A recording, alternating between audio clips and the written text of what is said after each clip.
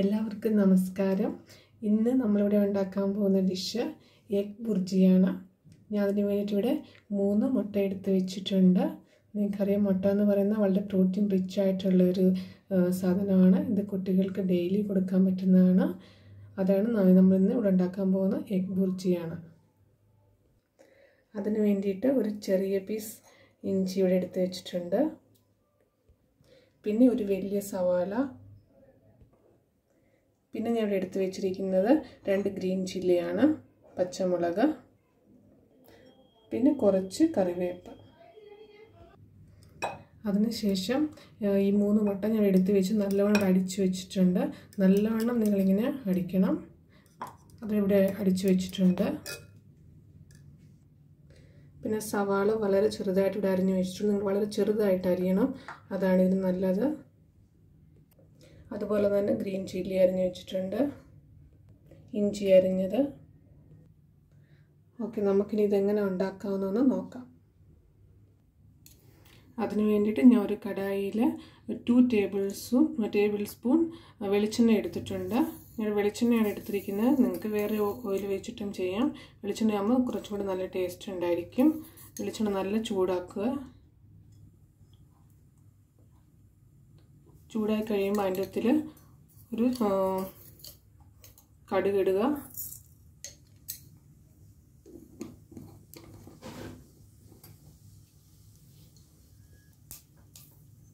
ഇപ്പോൾ കടുക് നല്ലവണ്ണം പൊട്ടിയിട്ടുണ്ട്.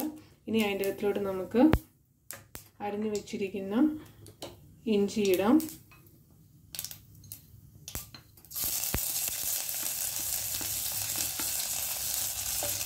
ഒന്ന് ഇളക്കി കൊടുക്കുക. അതിനുശേഷം ഉള്ളി ഇടാം.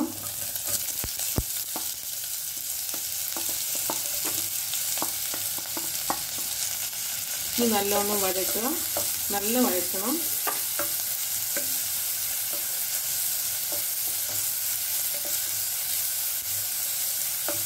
ജസ്റ്റ് ഒന്ന് ഇളക്കി കൊടുത്തിട്ട് ഗ്രീൻ ചില്ലി ഇട്ട് കൊടുക്കാം.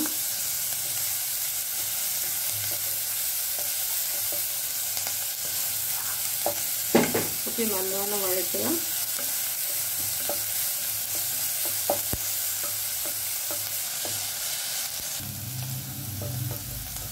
ഉള്ളി നല്ല വഴണ്ട് വരുന്നുണ്ട്. ആയിട്ടില്ല, കുറച്ചും കൂടി സമയമെടുക്കും.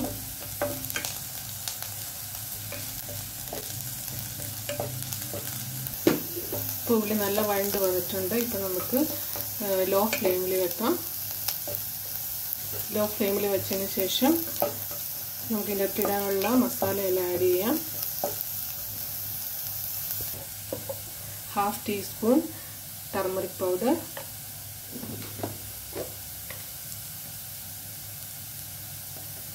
1/2 teaspoon chilli powder.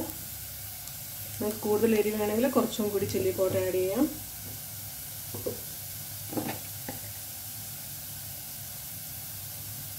1/2 teaspoon coriander powder,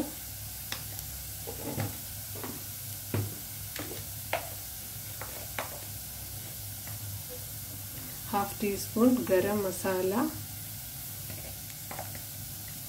ഇതെല്ലാം കൂടി ജസ്റ്റ് ഒന്ന് മിക്സ് ചെയ്യുക, ഒന്ന് ചൂടാക്കുക.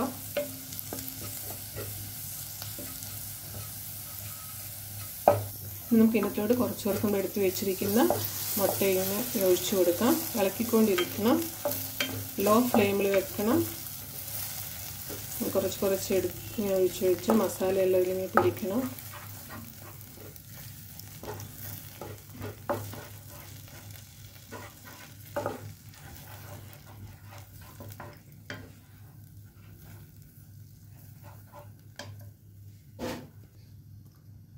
ഇനി ആവശ്യത്തിന് ഉപ്പിട്ട് കൊടുക്കുക.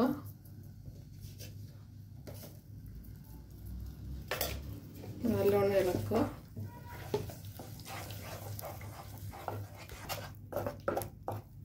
ഇങ്ങനെ ലോ ഫ്ലെയിമിൽ വെച്ചിട്ട് ഇങ്ങനെ ഇളക്കി കൊടുക്കുക.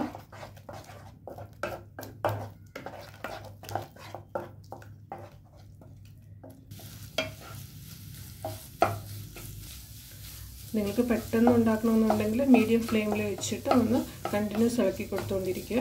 പെട്ടെന്ന് ഉണ്ടാക്കാൻ പറ്റും.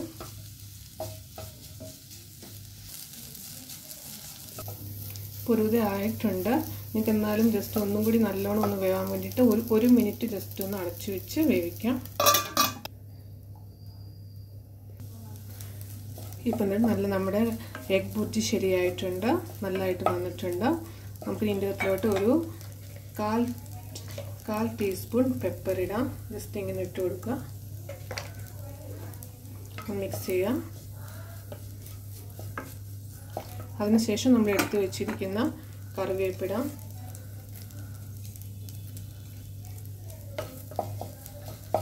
ഒന്ന് ജസ്റ്റ് ഒന്ന് ചൂടാക്കുക. നമുക്ക് ഗ്യാസ് ഓഫ് ചെയ്യാം.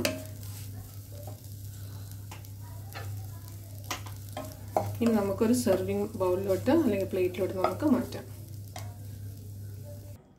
അപ്പം നമ്മുടെ എഗ് ബുർജി ഇവിടെ ശരിയായിട്ടുണ്ട്, നല്ലതായി വന്നിട്ടുണ്ട്.